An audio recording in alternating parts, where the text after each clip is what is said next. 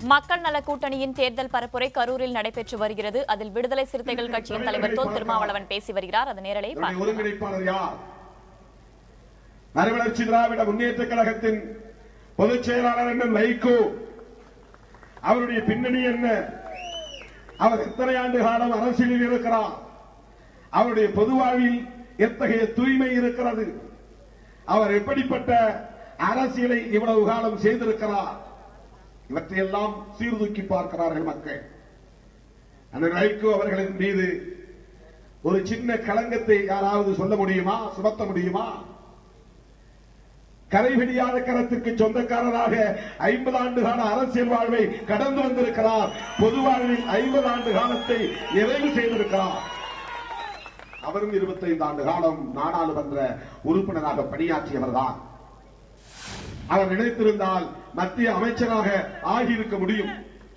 அவர் நினைத்திருந்தால் தனிப்பட்ட முறையிலும் அல்லது கட்சிக்கும் ஏராளமான சொத்துக்களை சேர்த்திருக்க முடியும். அவர் நினைத்திருந்தால் எத்தனையோ தொழிற்சாலைகளை தொடங்கி இருக்க முடியும். அவர் நினைத்திருந்தால் அவரும் ஒரு கல்வி நிறுவனத்தின் தந்தையாக அதிபராக மாறியிருக்க முடியும். அவர் நினைத்திருந்தால் சாராய ஆலைகளின் அதிபர்களாக பல பேர் இருக்கிறார்களே, அப்படி கூட அவரால் ஆகியிருக்க முடியும். கொள்கை அடிப்படையிலே வாழ்ந்து கொண்டிருக்கிறார். பொது வாழ்விலும் ஒரு லட்சியத்திலும் உறுதியாக வாழ வேண்டும், தூய்மையாக வாழ வேண்டும் என்று இந்த பதவியை மக்களுக்கு தொண்டாற்றுகிற ஒரு கருவியாகத்தான் அவர் பயன்படுத்தினாரே தவிர தனக்கோ தன் 2 பிள்ளைகளுக்கோ அதிகாரத்தை பயன்படுத்தி சொத்து சேர்க்க வேண்டும் என்று அவர் நினைக்கவில்லை. நாட்டு மக்கள் உன்னிப்பாக கவனிக்கிறார்கள். அவருக்கும் பிள்ளைகள் உண்டு, வாரிசுகள் உண்டு. அவரும் நினைத்திருந்தால் எனக்கடுத்து என் மகன்தான், எனக்கடுத்து என் மகன்தான் கட்சியின் துணை பொதுச் செயலாளர், என் மகன்தான் கட்சியினுடைய அமைப்பு செயலாளர், என் மகன்தான் பொருளாளர் என்று ஆக்கியிருக்க முடியும். கட்சிக்கு சொத்து இருக்கிறது. சென்னையில் மிகப்பெரிய கட்டிடம் இருக்கிறது. நாடு முழுவதும் அதிமுகவுக்கு பல இடங்களிலே கட்சி அலுவலகங்கள் இயங்குகின்றன. கட்சிக்கு சொத்து இருக்கிறது. இந்த சொத்தை எல்லாம் காப்பாற்ற வேண்டும் என்று அவர் எண்ணி இருந்தால் தன்னுடைய மகனை சின்ன பிள்ளையாக இருக்கிற காலத்திலிருந்தே அவர் ஆளாக்கி எனக்கு அடுத்து என் மகன்தான் வாரிசு என்று காட்டியிருக்க முடியும். ஆனால் வைகோவின் குடும்பத்தில் ஒரே ஒரு நபர் கூட திரையில் வந்து அரசியலில் மேடையில் முகம் காட்டியதில்லை. பார்த்திருக்கிறீர்களா? வைகோவுடைய வாரிசுகள் யார் என்று நாட்டு மக்களுக்கு தெரியுமா? மகனை பார்த்ததுண்டா? மகனை பார்த்ததுண்டா? பேரனை பார்த்ததுண்டா? பேத்தியை பார்த்ததுண்டா? அவர் குடும்பத்தோடு வாழ்கிறவர் தான். ஆனால் பொது வாழ்வில் இப்படி ஒரு தூய்மை வேண்டும் என்று எண்ணிய காரணத்தால் தான் அதிகாரத்தை பயன்படுத்தி தனிப்பட்ட முறையிலே தனக்கு சொத்து சேர்த்துக் கொள்ள வேண்டும் என்கிற எண்ணமில்லாத ஒரு வாழ்க்கையை வாழ்ந்து கொண்டிருக்கிறார். இது திருமாவளவன் சொல்லித்தான் எல்லோருக்கும் தெரிய வேண்டும் என்பதில்லை. நாட்டு மக்களுக்கு தெரிந்த உண்மையை தான் நான் சொல்லுகிறேன். அதே போல இன்றைக்கு இடதுசாரி கட்சிகளின் தலைவர்கள் சிபிஐ, சிபிஎம், தோழர் முத்தரசன், தோழர் ஜி ராமகிருஷ்ணன், இந்த 2 பெரும் தலைவர்களை இந்த நாடு அறியும். எல்லா மேடைகளிலும் வைகோ அவர்கள் ஒட்டுமொத்த கம்யூனிஸ்ட் கட்சிகளின் அந்த தலைவர்களின் தியாகத்தை பற்றி பேசி வருகிறார். அவர்கள் எவ்வளவு எளிமையாக வாழ்கிறார்கள், கொள்கை அடிப்படையிலே செயல்படுகிறார்கள். கம்யூனிஸ்டுகள் இல்லாத மேடைகளில் நான் பேசியிருக்கிறேன். இந்தியாவில் இன்றைக்கு வகுப்புவாதத்தை உண்மையாக எதிர்க்கிற சக்தி ஒன்று உண்டு என்றால் அது கம்யூனிஸ்டுகள் தான் என்று நான் தொடர்ந்து பேசுவது உண்டு. எந்த சூழலிலும் பாரதிய ஜனதாவோடு அவர்கள் கூட்டணி வைத்துக் கொள்வதில்லை என்பதில் உறுதியாக பிடிவாதமாக இருக்கிறார்கள். மதவெறி சக்திகளை ஒருபோதும் ஊக்கப்படுத்துவதில்லை என்பதில் தெளிவாக இருக்கிறார்கள். சட்டமன்ற உறுப்பினர்களாக இருந்தாலும் நாடாளுமன்ற உறுப்பினர்களாக இருந்தாலும் அரசாங்கம் தருகிற சம்பளத்தை அந்த உறுப்பினர்கள் வீட்டுக்கு எடுத்துச் செல்வதில்லை, அதை கட்சிக்கு கொடுக்கிறார்கள். கட்சி பார்த்து தருகிற 8000மோ 10,000மோ அதைத்தான் அவர்கள் போக்குவரத்துக்கு பயன்படுத்திக் கொள்கிறார்கள்.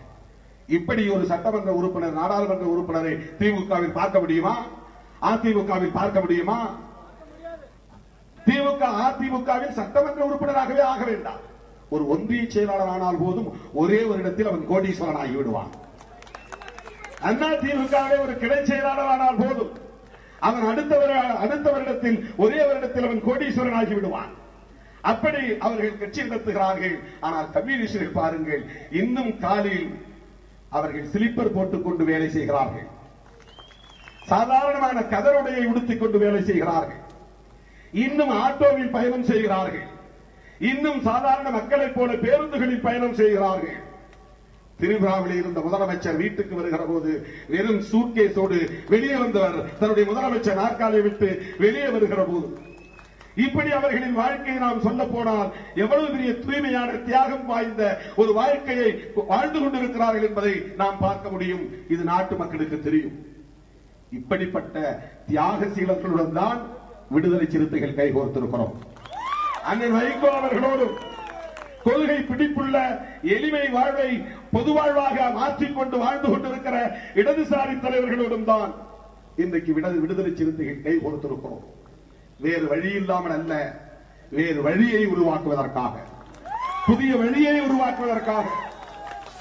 ஏதோ ஒரு கட்சியிலே சேர வேண்டும், பெரிய அணியிலே சேர வேண்டும் என்று எண்ணி இருந்தால் நான் அண்ணன் வைகோ அவர்களை போய் பார்த்திருக்க மாட்டேன், தோழர் ஜிஆர் அவர்களோடு பேசியிருக்க மாட்டேன், தோழர் முத்தரசன் அவர்களோடு நான் கைகோர்த்திருக்க மாட்டேன். எங்கிருந்தாவது அழைப்பு வரட்டும் என்று காத்திருந்திருப்பேன். நான் அப்படி காத்திருக்கவில்லை. தமிழகத்தில் ஒரு அரசியல் மாற்றம் நிகழ வேண்டும், தமிழகத்தில் ஒரு மாற்று அரசியல் விதைக்கப்பட வேண்டும். இந்த மக்களை குடிகாரர்களாக்கி, கொத்தடிமைகளாக்கி, அழகு பார்த்து ரசித்துக் கொண்டிருக்கிற இந்த மக்கள் விரோத சக்திகளிடமிருந்து இந்த நாட்டை காப்பாற்றியாக வேண்டும். எண்ணி பாருங்கள், ஒருவர் முதலமைச்சராகியும் தன்னை முதலமைச்சர் என்று சொல்லிக் கொள்ள முடியாத நிலையில் ஒரு கட்சி. அண்ணன் ஓ பன்னீர்செல்வம் அவர்கள் முதலமைச்சரானார். அவரை யாராவது முதல்வர் என்று மேடையிலே சொன்னதுண்டா? அவர் அந்த முதலமைச்சர் நாற்காலியில் போய் அமர்ந்ததுண்டா? இன்றைக்கு யாராவது அவரை முன்னாள் முதல்வர் என்றாவது சொல்லுகிறார்களா? ஒரு முதலமைச்சர் என்கிற முறையிலாவது நீ குடித்து நிற்காதே, நிமிர்ந்து நில் என்று என்றைக்காவது அந்த அம்மா சொல்லியதுண்டா? மக்கள் நல கூட்டணியின் தேர்தல் பரப்புரை கரூரில் நடைபெற்று வருகிறது. அதில் விடுதலை சிறுத்தைகள் கட்சியின் தலைவர் தொல் திருமாவளவன் பேசி வருகிறார். அதன் நேரடி காட்சிகளை நாம் பார்த்தோம். அப்போது பேசியவர் மதிமுக பொதுச் செயலாளர் வைகோ கொள்கை அடிப்படையில் வாழ்ந்து மக்களுக்கு தொண்டாற்றி வருவதாக தெரிவித்தார்.